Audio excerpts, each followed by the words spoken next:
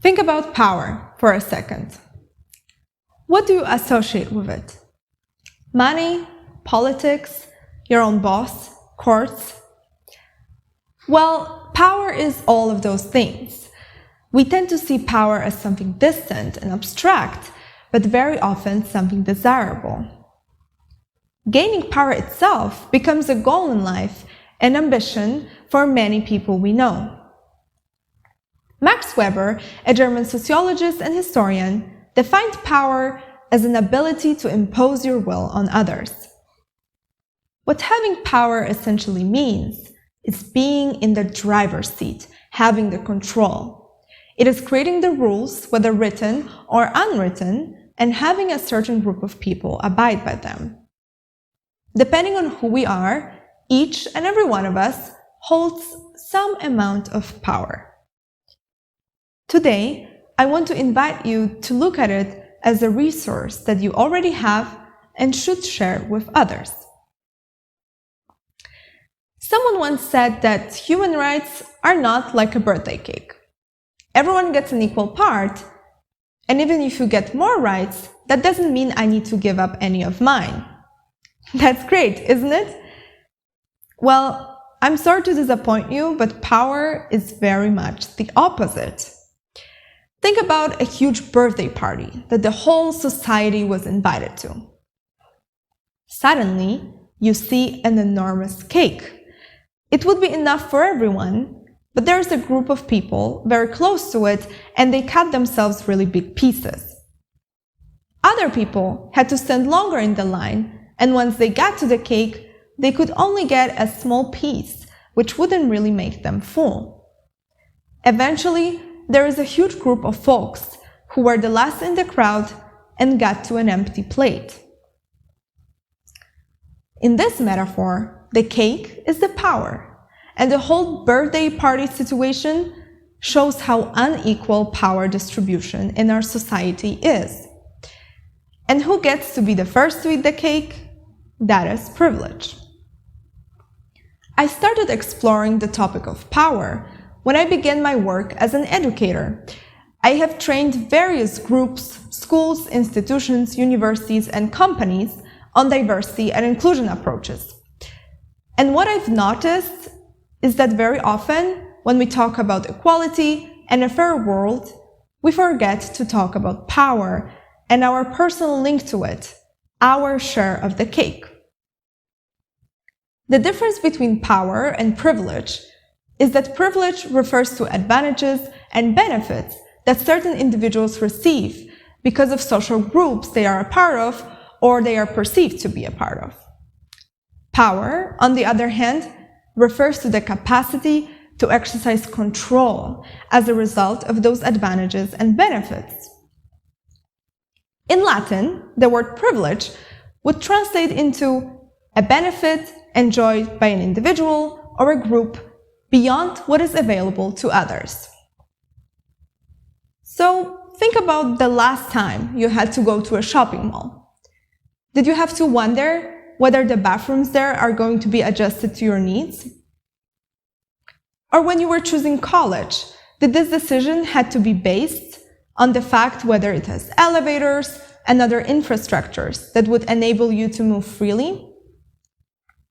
How about when you walk with your significant other in public? Can you hold hands without feeling unsafe?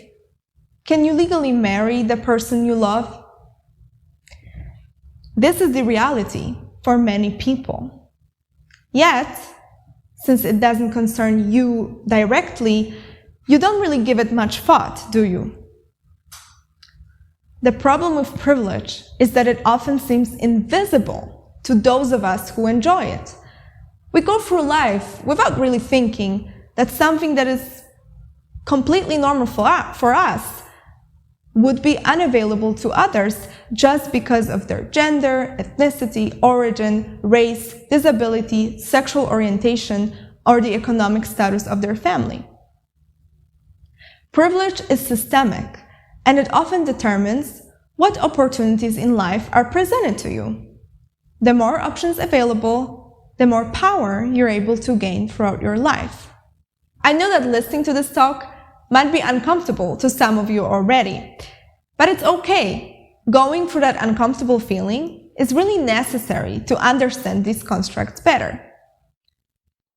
Actually, a big part of my work is to make other people feel uncomfortable.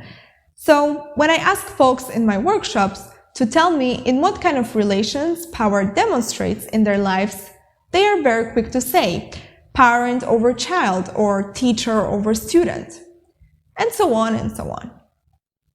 What these relations have in common is that one person has a significant amount of power over the other. Think about this.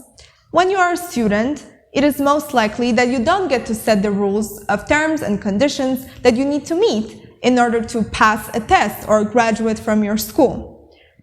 If you are a nurse, even though you have studied hard and long, you possess a great amount of knowledge, and your profession is really crucial to the well-being of patients, you are still going to earn less than a doctor, and you are going to be perceived as less qualified.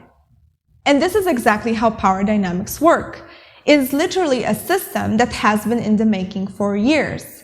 It's not a secret that for centuries, certain groups of people have taken advantage over others and the resources that didn't belong to them. And while, in general, white men of European descent have been given time to thrive and therefore to collect their power, Black people in some countries had to fight their way out of slavery and racial segregation not even 200 years ago. They still have to fight oppressing systems and discrimination that is present among us to this day. In other countries, women had to go to extreme sacrifices to exercise the right to vote and have a place in political debate. Right now, in Poland, people with disabilities and members of LGBTQ+ community do not have basic human rights. Not only do they face exclusion and barriers in our legal and health system, but their families suffer from that as well. When we look at power relations in our society based on different characteristics, we're going to see patterns that have not changed for years.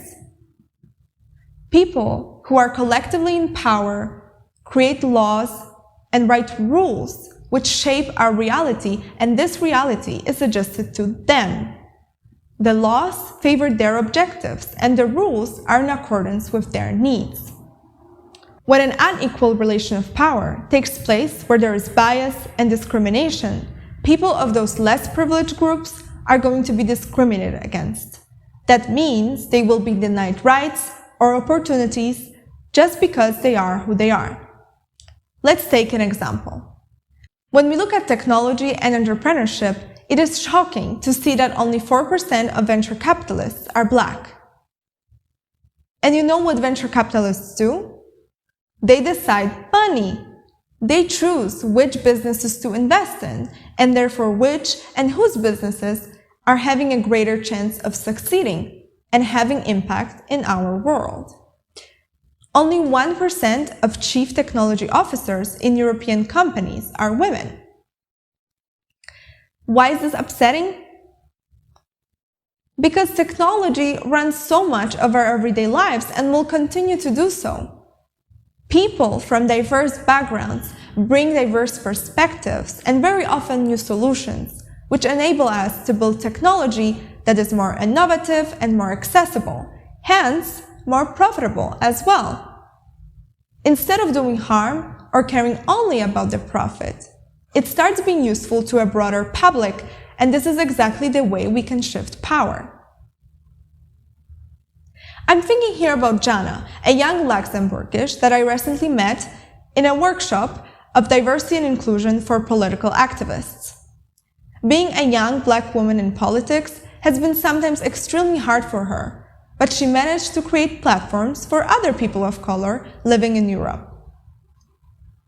She used the power she gained to mentor other European Black girls to enter politics in order to change its course and show that people of color also belong in European countries.